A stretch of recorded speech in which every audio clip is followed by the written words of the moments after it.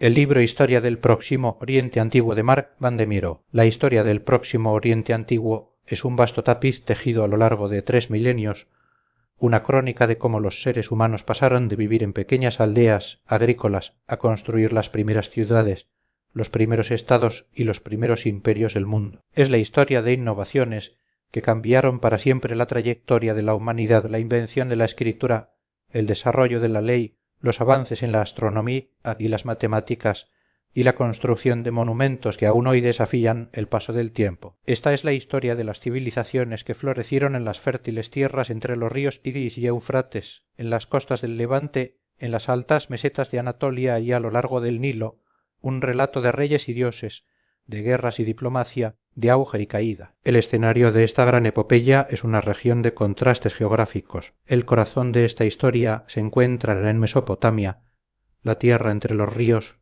cuyas llanuras aluviales del sur, regadas por el Tigris y el Éufrates, ofrecieron el suelo fértil necesario para el surgimiento de la agricultura intensiva y con ella de la civilización. Al norte, las llanuras de Asiria, dependientes de la lluvia, presentaban un entorno diferente. Hacia el oeste, el Levante, una estrecha franja costera a lo largo del Mediterráneo, servía de puente entre Mesopotamia y Egipto. Al norte, la montañosa Anatolia era rica en metales y madera, y al sur, el desierto arábigo era el hogar de pueblos nómadas que interactuaban constantemente con las civilizaciones sedentarias. Reconstruir esta larga historia es un desafío monumental, dependiente de la paciente labor de arqueólogos que desentierran ciudades olvidadas y de filólogos que descifran miles de tablillas de arcilla escritas en lenguas muertas hace mucho tiempo, como el sumerio y el acadio. Es un rompecabezas con muchas piezas faltantes, pero las que tenemos nos cuentan una historia extraordinaria. El viaje comienza alrededor del año 3000 a.C.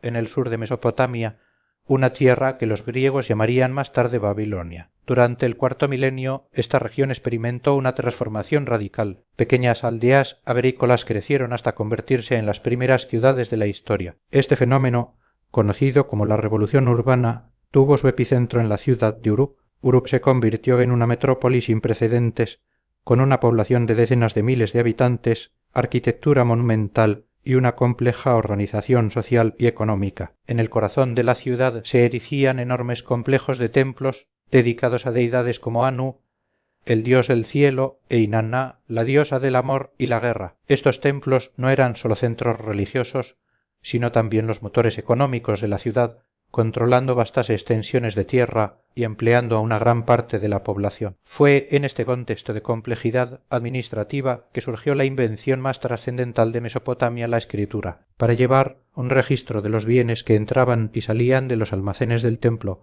los escribas de Uruk desarrollaron un sistema de pictogramas que grababan en tablillas de arcilla húmeda. Con el tiempo, estos signos se volvieron más abstractos, evolucionando hacia la escritura cuneiforme, llamada así por la forma de cuña de sus trazos. Aunque nació como una herramienta de contabilidad, la escritura pronto se adaptó para registrar mitos, leyes, cartas y crónicas históricas, abriendo una ventana sin precedentes a la mente de los antiguos mesopotámicos. La influencia de Uruk no se limitó a sus murallas o su cultura, se extendió por todo el Próximo Oriente, desde Siria hasta Irán, en lo que algunos estudiosos han llamado el primer sistema mundial. Tras el apogeo de Uruk, el sur de Mesopotamia entró en el período dinástico arcaico, una era caracterizada por una red de aproximadamente 30 ciudades-estado independientes que competían entre sí por la tierra, el agua y el poder. Ciudades como Ur, Lagash, Huma y Kish luchaban constantemente por la hegemonía. El poder se concentraba en dos instituciones principales: el templo, hogar del dios patrón de la ciudad, y el palacio, residencia del gobernante humano. La relación entre estos dos polos de poder, el sacerdote y el rey, fue uno de los temas centrales de la historia mesopotámica. Los reyes se presentaban como los pastores de su pueblo, elegidos por los dioses para mantener el orden y la justicia. Monumentos como la estela de los buitres, que conmemora una victoria de Lagash sobre Umma, nos ofrecen vívidas imágenes de la guerra en esta época, con falanges de soldados de infantería y carros de guerra. A pesar de los constantes conflictos, fue un período de gran riqueza cultural y artística, como lo demuestran los espectaculares hallazgos de las tumbas reales de Ur con sus exquisitos objetos de oro y lapislázuli, y la espeluznante evidencia de sacrificios humanos a gran escala. La era de las ciudades-estado rivales llegó a su fin alrededor del 2350 a.C. con el ascenso de una figura legendaria, Sargón de Akkad, de orígenes humildes. Sargón, un acadio de habla semítica, conquistó las ciudades sumerias del sur y creó el primer imperio multiétnico de la historia. Su imperio se extendía desde el Golfo Pérsico hasta el Mediterráneo. Fundó una nueva capital, Akkad, y estableció una administración centralizada, nombrando a sus propios gobernadores en las ciudades conquistadas. El acadio reemplazó al sumerio como lengua de la administración. El imperio acadio fue un modelo para todos los imperios posteriores de la región, pero su dominio fue relativamente breve. Las rebeliones internas y las presiones externas de pueblos como los gutianos de los montes Tagros llevaron a su colapso después de poco más de un siglo. Tras la caída de Akkad, la cultura sumeria experimentó un renacimiento bajo la tercera dinastía de Ur. El rey Ur-Nammu y su hijo Sulgi restauraron la unidad en el sur de Mesopotamia y crearon un estado altamente centralizado y burocrático. Ur-Nammu es famoso por haber promulgado uno de los códigos legales más antiguos que se conocen,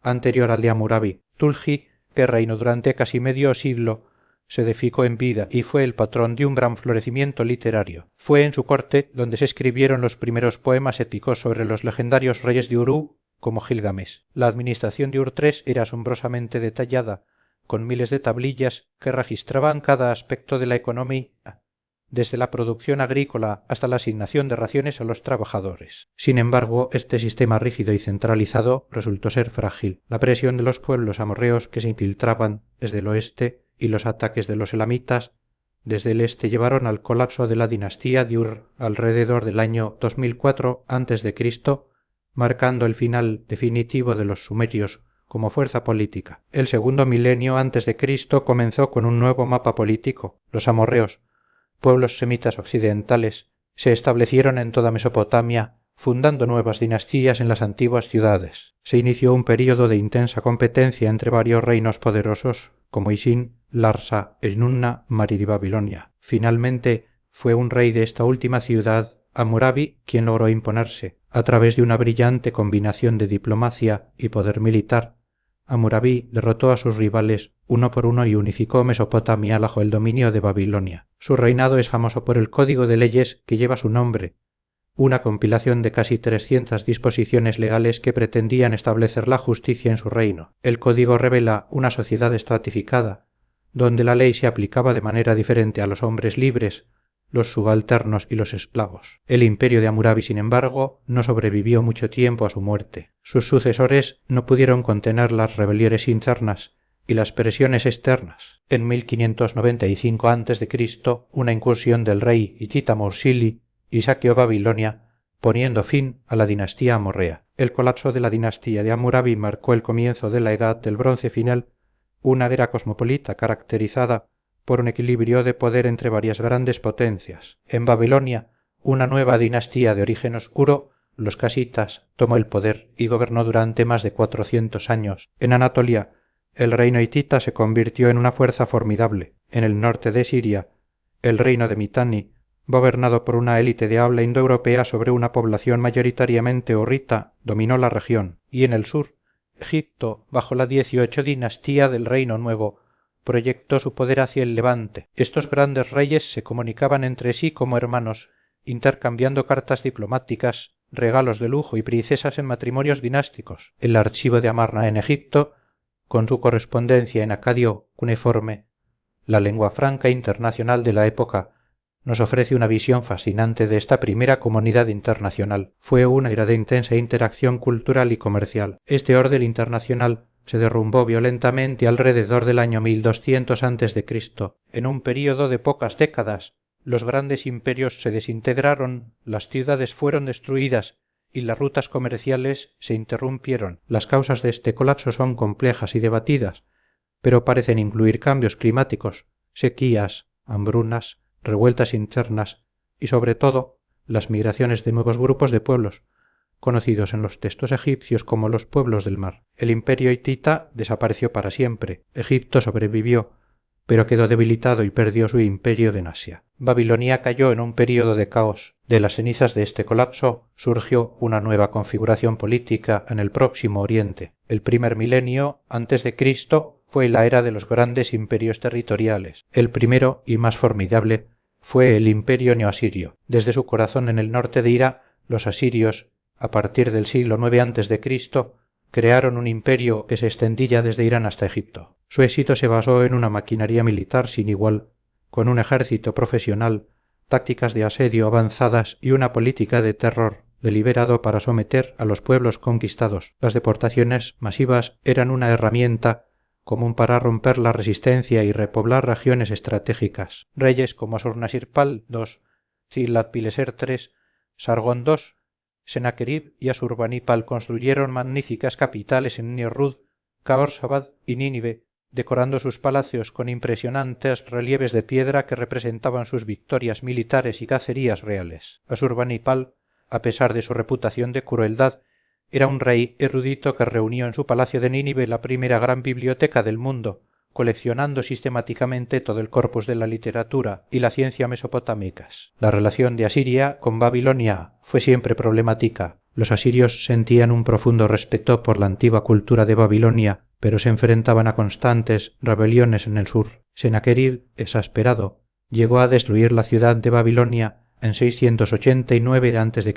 A pesar de su poder abrumador, el imperio asirio, agotado por las constantes guerras y odiado por sus súbditos, se derrumbó con una rapidez asombrosa. En 612 a.C., una coalición de babilonios y medos, un pueblo iraní, capturó y destruyó Nínive. Sobre las ruinas del imperio asirio surgió el imperio neobabilónico, que representó el último período de independencia política de Mesopotamia. Nabopolassar y su hijo, el famoso Nabucodonosor II, heredaron gran parte del dominio asirio. Nabucodonosor es conocido por su conquista de Judá y la destrucción de Jerusalén en 587 a.C., lo que dio inicio al exilio babilónico de los judíos. Pero su mayor logro fue la reconstrucción de Babilonia a una escala monumental. La ciudad se convirtió en la metrópoli más grande y esplendorosa del mundo, con su imponente figura, la monumental puerta de Istar, decorada con ladrillos vidriados de azul y relieves de dragones y toros, y los legendarios jardines colgantes. Fue también una edad de oro para la ciencia babilónica, especialmente la astronomía, que sentó las bases de la astronomía occidental. El renacimiento babilónico, sin embargo, fue efímero. El último rey babilonio, Nabónido, fue un personaje excéntrico más interesado en la arqueología y la restauración de templos antiguos que en la política. En 539 a.C., Ciro el Grande, rey de Persia, conquistó Babilonia sin apenas resistencia. Ciro fundó el imperio persa aqueménida, el imperio más grande que el mundo había visto hasta entonces, que se extendía desde la India hasta Grecia. Los persas gobernaron con una política de relativa tolerancia, permitiendo a los pueblos conquistados, como los judíos, regresar a sus tierras y mantener sus costumbres. Mesopotamia se convirtió en una satrapía más de este vasto imperio. Durante 2 siglos el Próximo Oriente disfrutó de una relativa paz y prosperidad bajo el dominio persa. La administración imperial, que utilizaba el arameo como lengua franca, era eficiente y estaba conectada por una red de carreteras reales. Sin embargo, el poder persa comenzó a ser desafiado por las ciudades-estado griegas. Finalmente, en el 331 a.C., un joven rey de Macedonia, Alejandro Magno, derrotó al último rey persa, Darío III, en la batalla de Gaugamela. Alejandro conquistó todo el imperio persa y entró triunfalmente en Babilonia, donde fue aclamado como un libertador. Tenía la intención de hacer de Babilonia la capital de su nuevo imperio mundial, un imperio que fusionaría las culturas griega y oriental. Pero su muerte prematura en la ciudad en 323 a.C. puso fin a ese sueño. Su vasto imperio se fragmentó entre sus generales. Mesopotamia quedó bajo el dominio de Seleuco, quien fundó la dinastía seleucida y una nueva capital, Seleucia del Tigris. La llegada de los griegos marcó el fin de la historia del Próximo Oriente Antiguo como una entidad política independiente y el comienzo de la era helenística, en la que la cultura griega se extendió por toda la región, interactuando y fusionándose con las antiguas tradiciones locales. Aunque el poder político había pasado a manos extranjeras, el legado cultural de 3 milenios de civilización mesopotámica perduraría influyendo en las civilizaciones posteriores de maneras profundas y a menudo invisibles. Gracias por escuchar. Te invito a suscribirte para más contenido similar.